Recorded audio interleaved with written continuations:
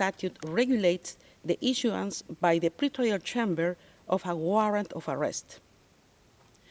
Pursuant Article 58(1)b of the statute, a chamber assesses whether the arrest of a person appears necessary. 1, to prevent a person from not appearing at trial. 2, to prevent a person from obstructing or endangering the investigation or the court proceedings.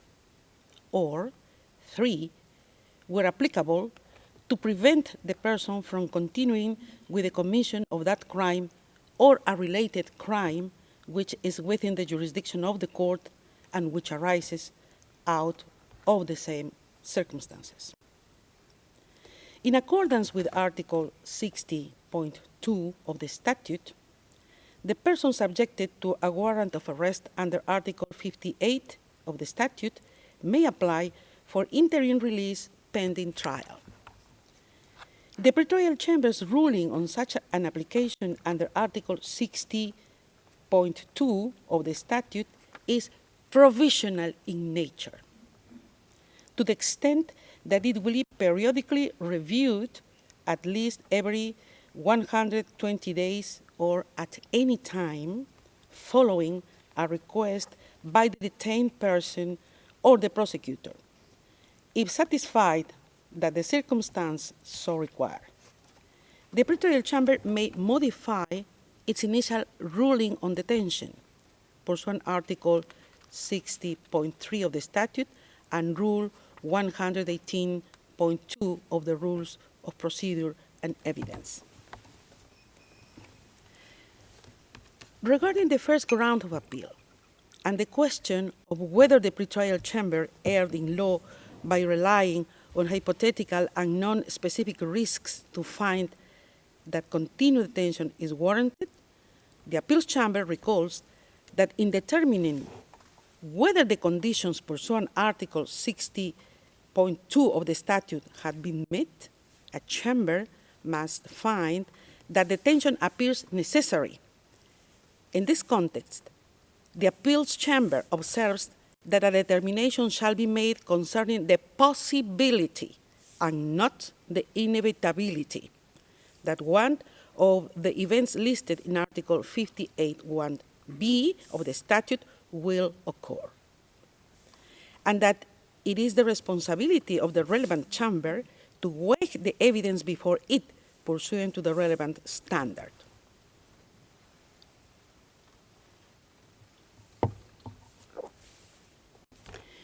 The appeals chamber notes that in its assessment of risks under Article 58(1)b of the statute, the pretrial chamber relied on this legal standard. Indeed, the pretrial chamber correctly referred to the standard that the assessment under Article 58(1)b of the statute concerns the possibility, not the inevitability, of a future occurrence. It then analyzed the material before it against this standard. Accordingly, the defense has failed to demonstrate that the pretrial chamber misapprehended the legal standard relevant to the assessment of risks under Article 58(1)b of the statute. With regard to the pretrial chamber's assessment and weighing of evidence in assessing risks pursuant Article 58(1)b, subparagraph 2 of the statute, the appeals chamber notes that the pretrial chamber made reference to 5 documents, including media articles, publications of non-governmental organizations, and a book which, in its view, indicated that Mr. Duterte's inclination to interfere with investigation against him. In relation to the first document, a media article, the appeals chamber finds that it was not unreasonable for the pretrial chamber to rely on this document for its finding. Whilst this document does not mention Mr. Duterte himself as being directly involved in briefing individuals, it does not refer to statements of close, it does refer to statements of close associates, including one where individuals would have been told to remain loyal.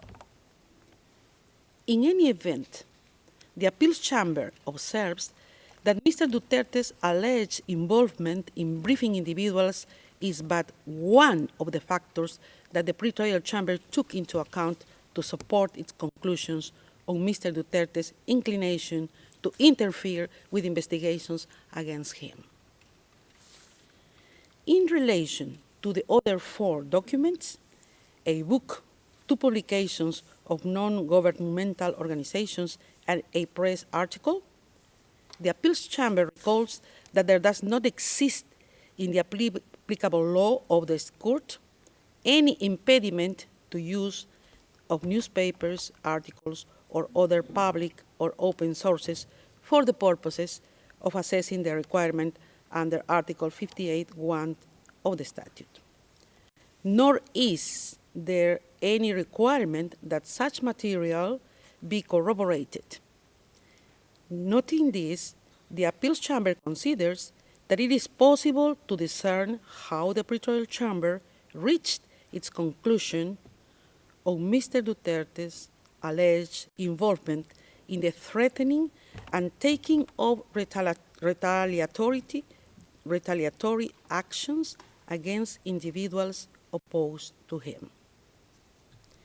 In any event, the appeals chamber observes that this is only one of the factors that the pretrial chamber took into account to support its conclusion on Mr. Duterte's inclination to interfere with investigations against him, and more generally on the risk of Mr. Duterte obstructing or endangering the investigations or the court proceedings.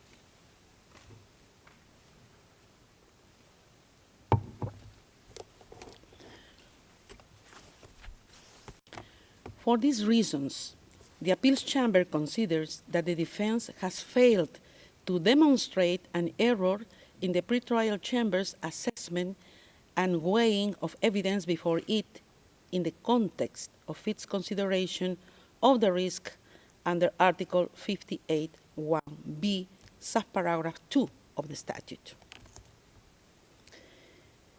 In relation to the pretrial chamber's reliance on the notion of a network of supporters, the appeals chamber recalls that it has considered that it is sufficient for a chamber to establish that it is possible that a suspect had the necessary assets to abscond, and that there is a risk that a suspect has the financial means to abscond on the basis of concrete evidence. The appeals chamber has also held that the existence of a supportive network and financial means may be relevant to determining whether there is a risk that a person may evade justice or interfere with the investigation, and that access to the international contacts could provide the means to enable a suspect to abscond, whether or not there was evidence that the suspect would actually utilize such contacts. In the impugned decision, in determining whether Mr. Duterte posed a flight risk under Article 58(1)(b), subparagraph 1 of the statute, the pretrial chamber considered that he appears to have the necessary political contacts as well as to benefit from a network of support within the Philippines. The appeals chamber considers that contrary to the defense's argument, the pretrial chamber specifically outlined why it found that there existed a network of supporters in relation to Mr. Duterte, and for which reason this supported its conclusion that the risk under Article 58(1)(b), subparagraph 1 of the statute was established. In the view of the appeals chamber, the manner in which the pretrial chamber undertook this assessment was case-specific, as it took into account the specific circumstances of Mr. Duterte, amongst others, his position as former president of the Philippines and his recent re-election as mayor of Davao City in May 2025. It follows that the defense has failed to demonstrate that the pretrial chamber committed an error in assessing and considering Mr. Duterte's network of supporters for the purpose of its examination of the risk under Article 58(1)(b), subparagraph 1 of the statute. Further, under the first ground of appeal, the defense argues that the pretrial chamber's alleged reliance on irrelevant considerations led to errors of law and fact. Regarding the arguments on the assessment of evidence, and in particular, the defense's contention that a number of factors relied on by the pretrial chamber were irrelevant, the appeals chamber notes that when assessing the risk under Article 58(1)(b), subparagraph 1 of the statute, the pretrial chamber relied on several factors in support of its finding that such risk existed. It relied on a statement by Mr. Duterte, statements by others, Mr. Duterte's position as a former president of the Philippines and his recent re-election as mayor of Davao City, as well as the matter of the gravity of the alleged crimes and concomitant sentence in case of conviction. The appeals chamber observes that the defense does not explain why, in its view, these factors were irrelevant to the pretrial chamber's assessment. Without more, the defense has failed to substantiate that the pretrial chamber's reasoning and assessment were unreasonable.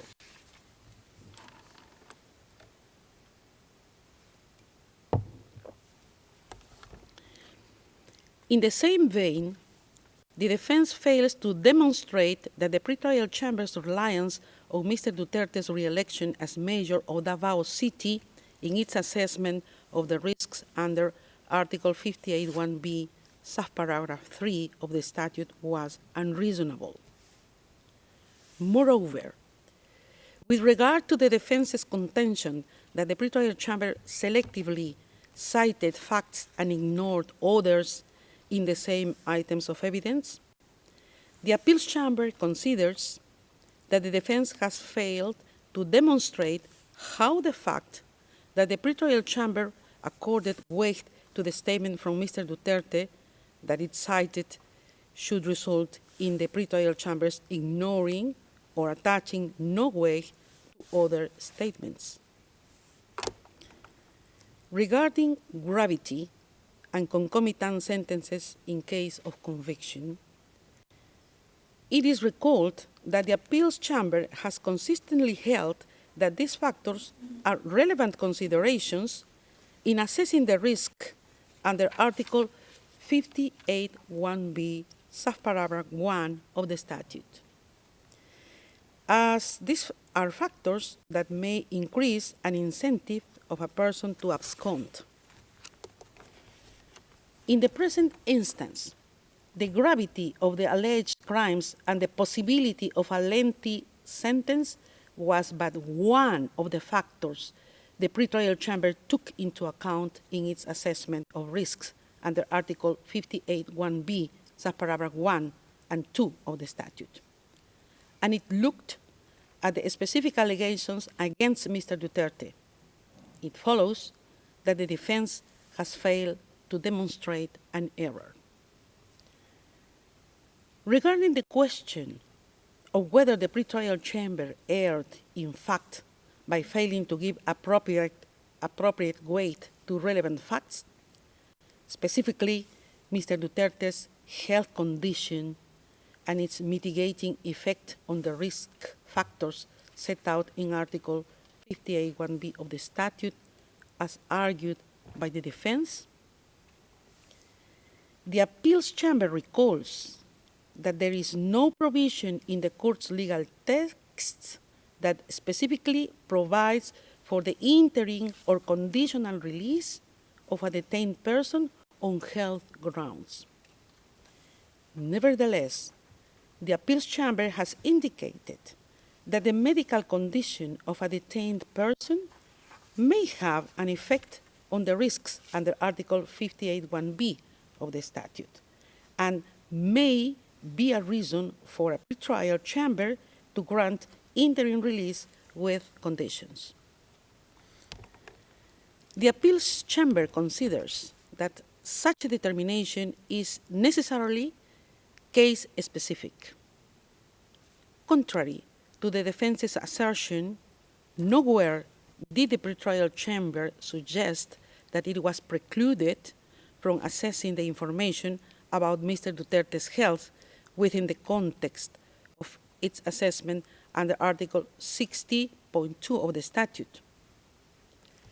Rather, it noted the reports placed before it and considered that they were unable to affect its finding on risks under Article 58(1)(b) of the statute. The defense has failed to show that the pretrial chamber's approach was unreasonable.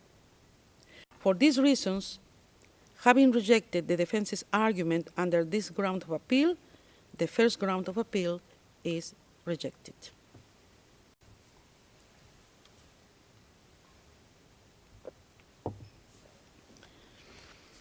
Second ground of appeal. I will now turn to the second ground of appeal.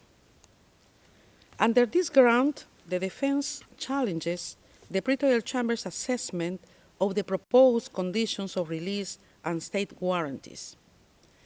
The defense argues that the pretrial chamber erred in law in failing to address the proposed conditions of release and state warranties.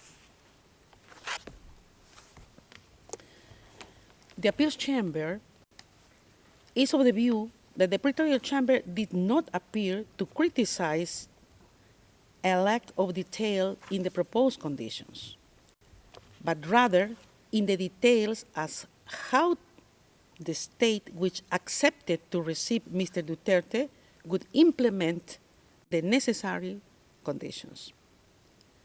The pretrial chamber did not consider release with conditions as required, but found that in the circumstances before it, the risks it had identified could not be mitigated by the proposed conditions. Moreover, the appeals chamber is of the view that the pretrial chamber was not obliged, as suggested by the defense, to seek further observations from the concerned state, because it did not envisage the possibility of release given the risks it found Mr. Duterte presents under Article 58(1)(b) of the statute. For these reasons, the appeals chamber finds that the defense has failed to identify an error by the pretrial chamber when addressing the proposed conditions of release and state warranties. In relation to the question of whether the pretrial chamber erred in law by failing to consider if the proposed state warranties could mitigate the risks under Article 58(1)(b) of the statute, the appeals chamber finds that this does not appear from the impugned decision that the pretrial chamber would have required an elimination of risks, as argued by the defense. Instead, the impugned decision specifically states that the pretrial chamber did not consider the suggested conditions to sufficiently mitigate the identified risks. It is also apparent from the factors brought forward by the pretrial chamber when examining the implementation of conditions that it did consider them. Finally, the appeals chamber considers irrelevant to which conditions the prosecutor agreed when discussing potential release of the suspect to the host state. What matters are not conditions that may, in principle, be possible in case of a release to a state different to the one proposed by the defense. Rather, what is of consequence for the pretrial chamber's assessment are the conditions and warranties proffered in relation to a release to the state party concerned. For these reasons, the appeals chamber is of the view that the defense failed to substantiate the pretrial chamber's conclusions were unreasonable.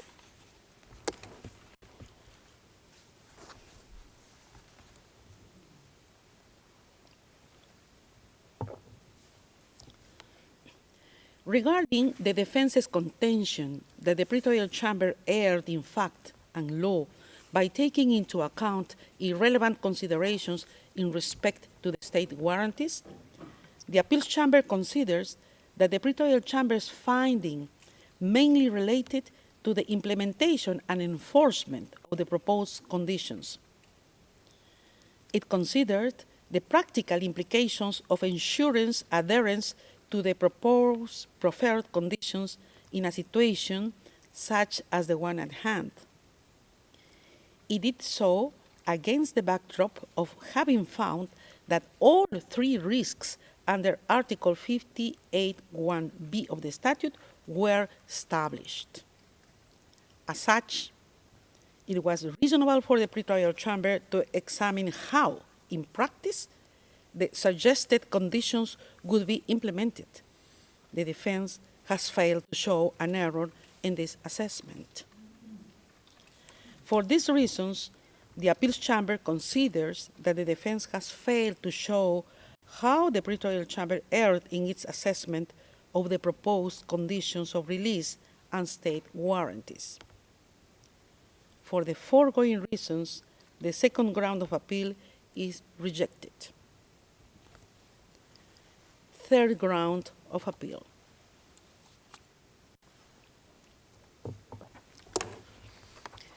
Regarding the third ground of appeal, within which the defense argues that the pretrial chamber erred in not considering humanitarian grounds either as independent consideration or mitigating factor in assessing interim release, the appeals chamber considers that the pretrial chamber did not refuse to address the question of interim release on humanitarian grounds. Rather, it gave the reasons for which, in its view, the humanitarian grounds advanced by the defense were not sufficiently set out in the case at hand. Further, the appeals chamber recalls that the medical condition of a detained person may be a reason for a chamber to grant interim release with conditions, and that the chamber enjoys discretion when deciding on conditional release. The appeals chamber considers that it is not apparent from the pretrial chamber's assessment that it was unreasonable. The pretrial chamber found the existence of risks under Article 58(1)(b) of the statute, which were not mitigated by Mr. Duterte's purported condition, and also could not be mitigated by any condition imposed upon release.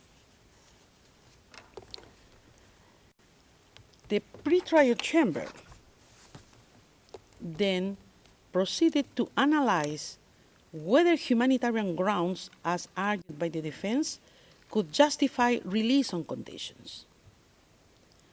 The appeals chamber thus considers that the pretrial chamber assessed the relevant information before it in light of the arguments made by the defense and reached its conclusion on this basis. It follows that the defense has failed to demonstrate that the pretrial chamber's assessment was unreasonable. Accordingly, the appeals chamber finds that the defense has failed to show that the pretrial chamber erred in its assessment. For these reasons, the third ground of appeal is rejected. finally, the appeals chamber notes that the pretrial chamber reached its conclusions in relation to the risks enumerated in Article 58(1)(b) of the statute on the basis of a comprehensive assessment of the information before it. In the present case, having rejected the 3 grounds of appeal presented by the defense in the appeal brief, the appeals chambers unanimously confirms the impugned decision. This brings us to the end of the summary of the appeals chamber's judgment. The judgment will be notified to the parties and participants after the hearing. Translations of the summary will also be available in due course. I would like to thank the court reporters, interpreters, and other registry staff for their valuable assistance today in holding this hearing. The hearing is adjourned. All rise. We will